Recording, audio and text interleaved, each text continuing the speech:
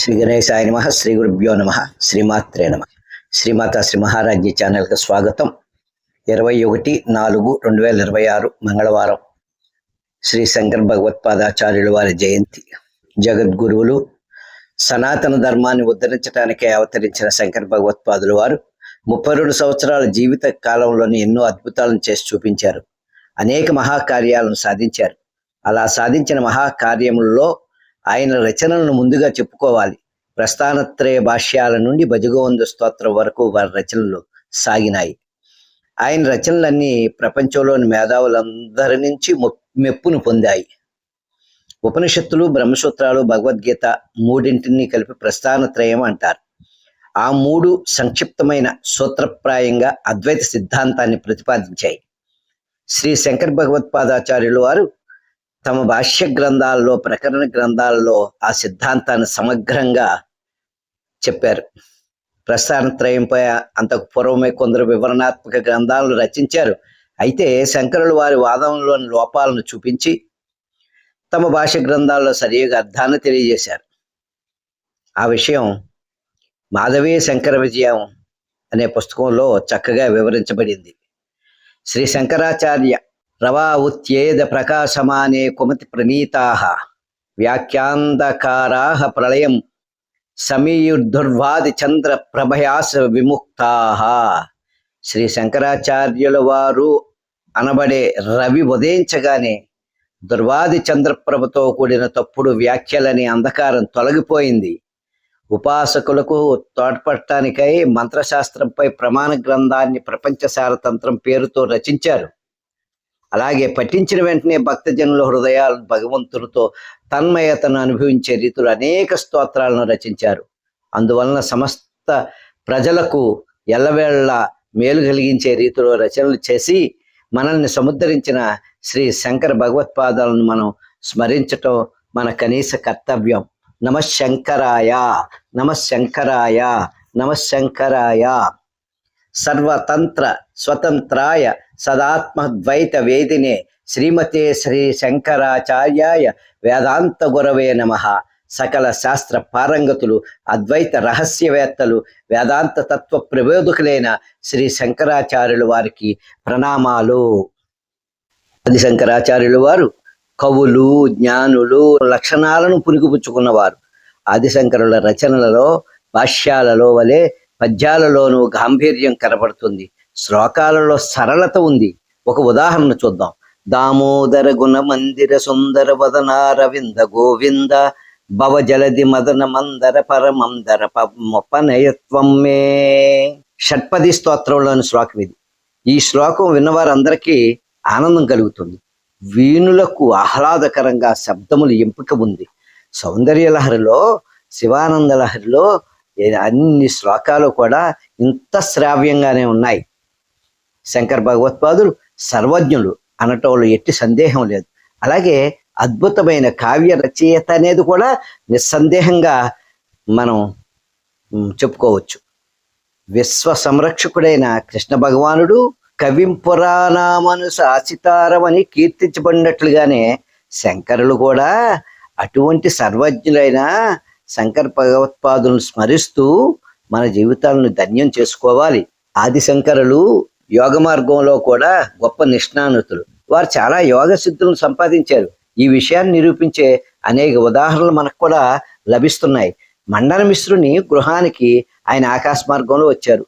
ప్రత్యేక పద్ధతిని ఉపయోగించి, ప్రత్యేకమైన యోగ పద్ధతిని ఉపయోగించి అమరకుడు అనే మహారాజు కళేబరంలో ప్రవేశించారు.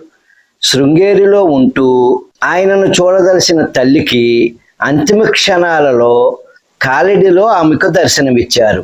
ఇదంతయు వారి యోగశుద్ధి ఫలమే. ఆదిశంకరులు యోగతారావళి అనే చాలా చిన్న గ్రంథాన్ని రచించారు. యోగ శాస్త్రానికి సంబంధించిన అనేక రహస్యాలను అందులో వివరించారు. పతంజలి యోగ సూత్రాలకు వేదవ్యాసులు రాసిన భాష్యానికి వీరు వ్యాఖ్యానాన్ని రచించినట్లు ప్రసిద్ధి. యోగీశ్వరుడైన శ్రీ శంకర భగవత్పాదులను స్మరించి శ్రేయస్సును సాధిద్దాం. శృతి స్మృతి పురాణానాం ఆలయం కరుణాలయం నమామి భగవత్పాద శంకరం లోకశంకరం.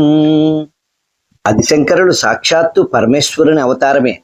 శంకరుల జీవిత చరిత్రను అధ్యయనం చేస్తే అతి చిన్న వయసు నుండి ఇతరుల పట్ల దయతో వారి హృదయం నిండి ఉండేదని మనం గ్రహించగలం. ఆయన బ్రహ్మచారిగా ఉన్నప్పుడు భిక్షాటనకై ఒక పేద బ్రాహ్మణుని ఇంటికి వెళ్ళారు. ఆ బ్రాహ్మణుని దారిద్ర్యానికి మిక్కిలి జాలిపడి ఆయనకు సంపదలను అనుగ్రహించమని మహాలక్ష్మిని ప్రార్థించారు. ఆ ప్రార్థనలను ఆలకించి మహాలక్ష్మి ఆ బ్రాహ్మణుని యొక్క బంగారు ఉసిరికాయల వర్షం కురిపించింది తల్లి. మరొకసారి శంకర్లు గిరి అనే తమ శిష్యునిపై దయను ప్రదర్శించారు. మందబుద్ధి అయిన గిరి గురువుపై అత్యంత భక్తి శ్రద్ధలు కలవాడు. అందువలన దయతో గిరికి శాస్త్రజ్ఞానం కలిగేలా ఆశీర్వదించారు. గిరికి వెంటనే అపారమైన శాస్త్రజ్ఞానం కలిగింది. శంకరులు అనేక గ్రంథాలు రచించారు. సుమారు 153 భారతదేశమంతటా పర్యటించి ధర్మ ప్రచారం సాగించారు. చతురామ్నాయ పీఠాలను స్థాపించారు. దీనివలన ఆయన కరుణా సముద్రుడని మనకి స్పష్టమవుతోంది. మనం దయాసముద్రుడైన శంకరులను నిత్యం పూజించాలి. అపార కరుణా సింధుం అజ్ఞాన ధ్వాంత భాస్కరం నౌమి శ్రీ శంకరాచార్యం సర్వలోకైక సద్గురుం. అపార కరుణా సముద్రుడు, అజ్ఞాన తిమిరాన్ని తొలగించు భాస్కరుడు, సర్వలోకములకు సద్గురు అయిన శ్రీ శంకరాచార్యులకు నా జోహారులు.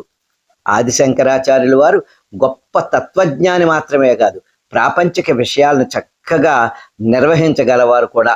ఆయనకున్న సహనం, కష్ట సహిష్ణుత, ఇతరులతో చక్కగా కలిసిపోవటం మొదలైన లక్షణాలు ఆయనను నాయకునిగా కూడా రూపొందించాయి.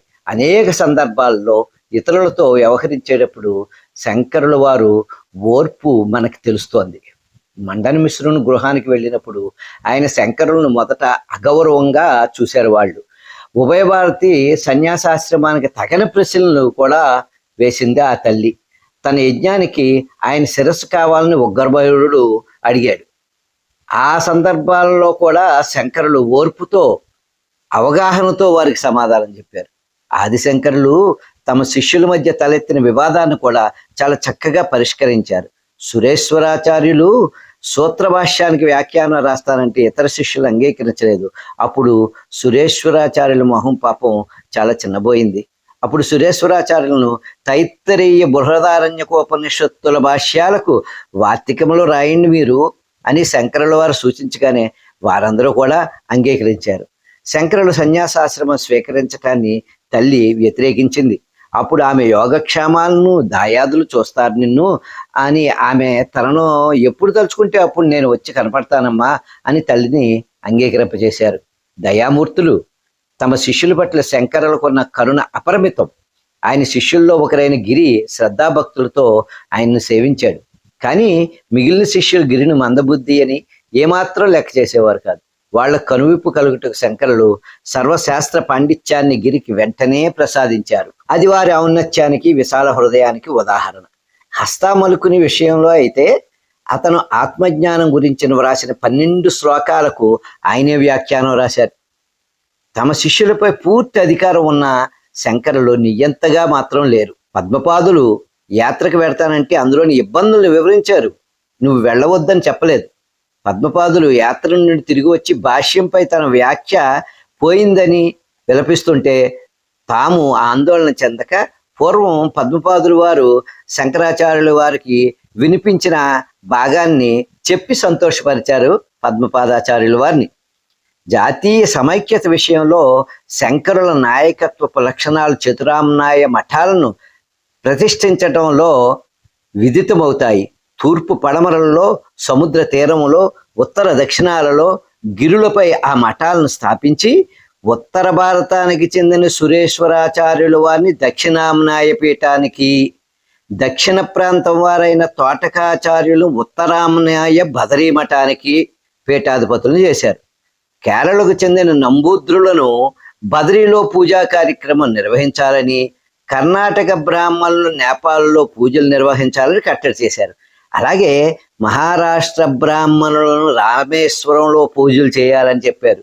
జాతీయతా భావ విషయంలో శంకరులు విశాల హృదయం ఈ కూర్పు వలన మనకు అవగతమవుతోంది. హరలీలావతారాయ శంకరాయ పరోజసే కైవల్యకలనా కల్పధరవే గురవే నమః అని మనం ఆయన్ని ప్రార్థించాలి. అలాగే ప్రపంచంలో అనేక రకాలైనటువంటి మనుషులు ఉంటారు. వారి వారి సంస్కారాలను అనుసరించి వారి జీవన విధానాలు ఉంటాయి కదా. అయితే వారికి అందరికీ ధర్మబద్ధమైన జీవనం గడపటం ఎలాగో సూచించగల మహానుభావుడే జగద్గురువు. అది ఆదిశంకరులు అటువంటి జగద్గురు అనటంలో ఎటువంటి సందేహం లేదు మనకు. జ్ఞాన మార్గాన్ని అనుసరించదలుచుకున్న వారికి జ్ఞానోపదేశాన్ని శ్రీ శంకరులు అనుగ్రహించారు. తమ రచనల్లో జ్ఞానం గురించి సుదీర్ఘంగా వివరించారు. జ్ఞాన మార్గాన్ని అనుసరించలేని వారి కోసం కర్మయోగాన్ని బోధించారు. చూసారా ఎన్ని రకాలుగా ఎవరికి కావలసిన విధంగా వాళ్ళకి ఏర్పాటు చేశారు. వేదో నిత్యం అధీయతాం తదుతితం కర్మ స్వనిష్ఠీయతాం.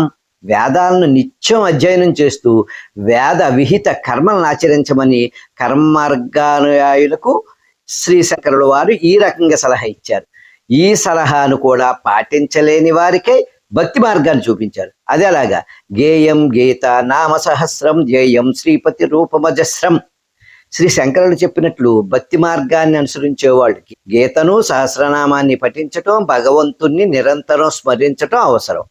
కర్మ భక్తి జ్ఞాన మార్గాలు అలా మానవుని శ్రేయస్సుకు ఉపయోగపడతాయన్నమాట. ఈ యోగాలను సూచిన శ్రీ శంకర భగవత్పాదులు వారు పూజనీయులు కదా. మరి మనకి శ్రీవారిని స్మరించటమే శ్రేయోదాయకం కదా. శిష్య చతుష్టయయుక్తం శివమివ సనకాది సంయుతం సతతం శంకర భగవత్పాదం శంకారహితేన చేతసా వందే. సనకాది శిష్య చతుష్టయ సహితడుగు దక్షిణామూర్తి వలె నిత్యము నలుగురి శిష్యులతో కూడి ఉండి శ్రీ భగవత్పాదుల వారు మనకు సదా స్మరణీయులు, సదా నమస్కరించాలి.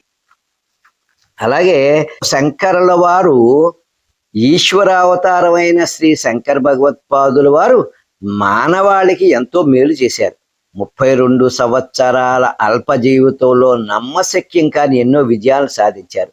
శ్రీ మాధవ విద్యారణ్యుల వారు రచించిన శంకర దిగ్విజయం నుండి శంకరుల వారి జీవితం గురించి, రచనల గురించి మనం తెలుసుకోవచ్చు. శంకరుల వారు జీవిత చరిత్రపై చాలా గ్రంథాలు ఉన్నప్పటికీ మాధవ శంకర దిగ్విజయంతో సమానమైన గ్రంథం మరొకటి లేదు.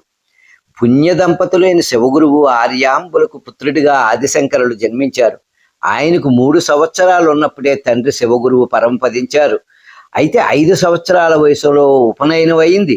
వేద శాస్త్రాలలో త్వరలోనే నిష్ణాతులైపోయారు. ఆయన చాలా పట్టు సాధించేశారు. నర్మదా తీరంలో తపోనిష్ఠులుగానున్న గోవింద భగవత్పాదుల నుండి సన్యాసాశ్రమాన్ని స్వీకరించి తమ గురుపాదుల సూచన మేరకు కాశీ వెళ్ళి విశ్వేశ్వరుని దర్శించారు. ఆ తర్వాత బదరీని చేరుకుని అక్కడ భాష్య రచన చేశారు. కాశీకి తిరిగి వచ్చిన తర్వాత వేదవ్యాసుని దర్శన భాగ్యం, ఆశీస్సులు లభించాయి. తరువాత దేశమంతటా పర్యటించి అద్వైత సిద్ధాంతాన్ని ప్రచారం చేశారు. తమ ప్రధాన శిష్యులైన సురేశ్వర, పద్మపాద, హస్తామలక, తోటకాచార్యులను తాము ప్రతిష్ఠించిన శృంగేరి, ద్వారకా, పూరి, బదరి మఠాలలో వరుసగా పీఠాధిపతులుగా నియమించారు.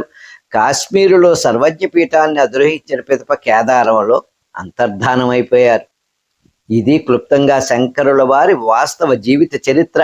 ఈ విషయాన్ని మాధవ శంకర విజయంలో వివరంగా రాయబడ్డాయి.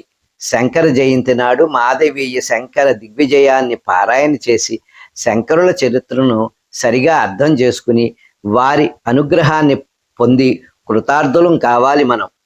అజ్ఞానాంతర్గహన పతితానాత్మ విద్యోపదేశైః త్రాతుం లోకాన్ భవదవసికాతాపపాపచ్యమానాన్ ముక్త్వా మౌనం వట విటపినో మూలతో నిష్పతంతి. శంభోర్మూర్తిచ్చరతి భువనే శంకరాచార్య రూప. దక్షిణామూర్తి తన మౌనాన్ని త్యజించి అజ్ఞానంలో మునిగి సంసారాగ్నితో దహించబడుతున్న ప్రపంచాన్ని ఆత్మజ్ఞానోపదేశంతో రక్షించటానికే వటవృక్షమును విడనాడి శంకరాచార్యుల వారి రూపంలో భూమి మీద నడయాడుతున్నారు. ఓం నమ శంకరాయ, ఓం నమ శంకరాయ, నమ శంకరాయ. శ్రీ గురుభ్యో నమః.